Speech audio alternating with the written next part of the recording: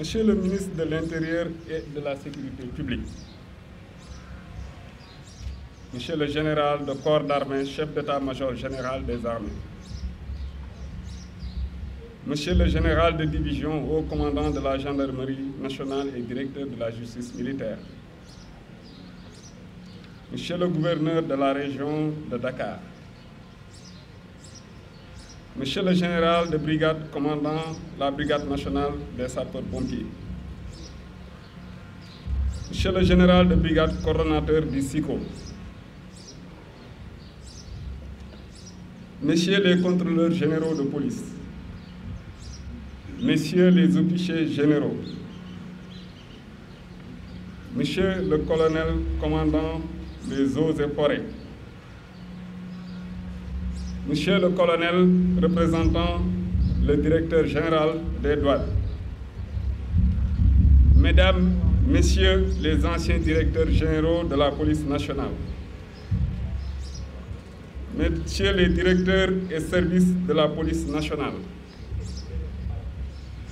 commissaires, officiers, sous-officiers, agents de police et policiers adjoints volontaires,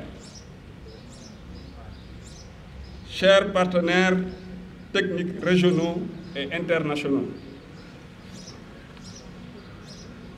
Monsieur le Président de l'Amicale des anciens enfants de troupe, Messieurs et Mesdames les retraités de la police nationale, chers parents, chers amis et proches, honorables invités en vos rangs, grades et titres, je rends grâce à Allah, Maître de l'univers et protecteur absolu, et le prie de m'assister et de m'accompagner dans l'accomplissement de cette nouvelle mission.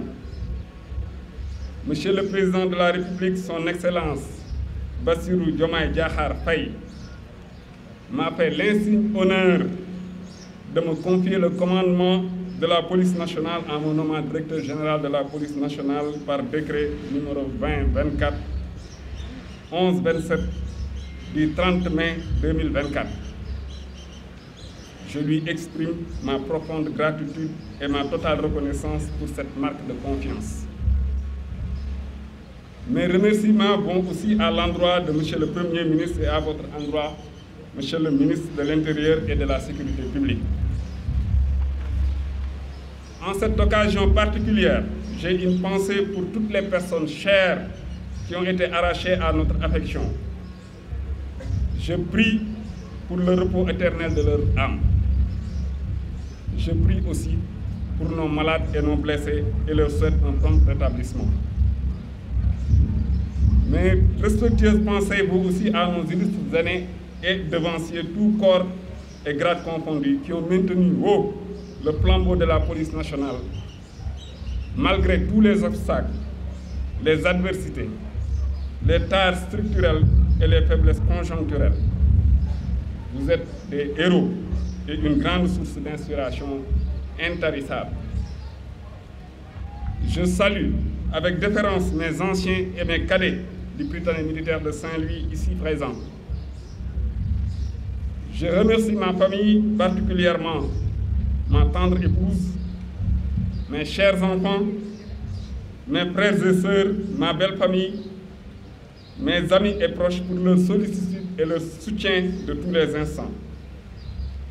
Je réserve une mention spéciale à mon père et à ma mère qui m'ont éduqué dans la dignité et ont fait de moi ce que je suis devenu aujourd'hui. Qu'Allah, le Tout-Puissant, leur donne longue vie et une santé de fer. Monsieur le ministre, Mesdames, Messieurs, Monsieur le Président de la République a érigé la sécurité du Sénégal et des Sénégalais en priorité absolue. Je m'engage à travailler sans relâche pour l'atteinte de cet objectif, à travers une police nationale forte, bien préparée, mieux équipée et qui inscrit toute son action dans le respect des lois et règlements de notre pays, dans le respect des droits humains et le respect des droits des usagers du service public. Je mesure avec responsabilité la charge et la sensibilité se rattachant à cette mission. et m'engage à y consacrer le temps et les soins nécessaires à son optimisation. Je m'engage aussi à consolider les acquis légués par mes prédécesseurs tout en conduisant avec conviction et détermination les réformes structurelles qui nous permettront de hisser notre police nationale aux meilleurs standards internationaux actuels.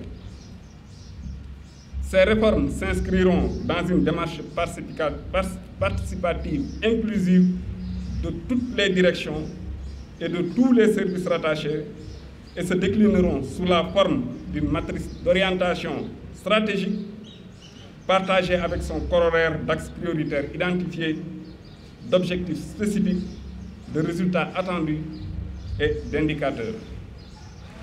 À cet effet, compte tenu des urgences identifiées qui requièrent de ma part une attention particulière, je m'emploierai à réconcilier la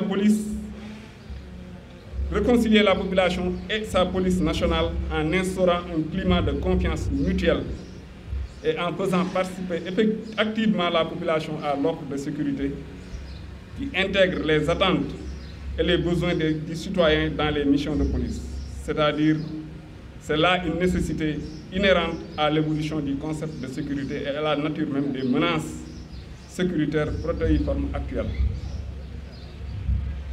À créer les conditions nécessaires de l'accessibilité permanente des populations aux différents services offerts par la police nationale, par la possible digitalisation et aussi par la remise à flot du numéro vert de la police.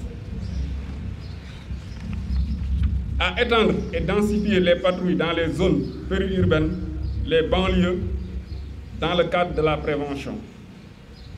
À réviser la doctrine du maintien de l'ordre et des règles d'engagement dans le sens d'une meilleure prise en charge de l'impératif du respect des droits humains. À améliorer les rapports avec la presse et les autres partenaires privilégiés de la police nationale. À réorganiser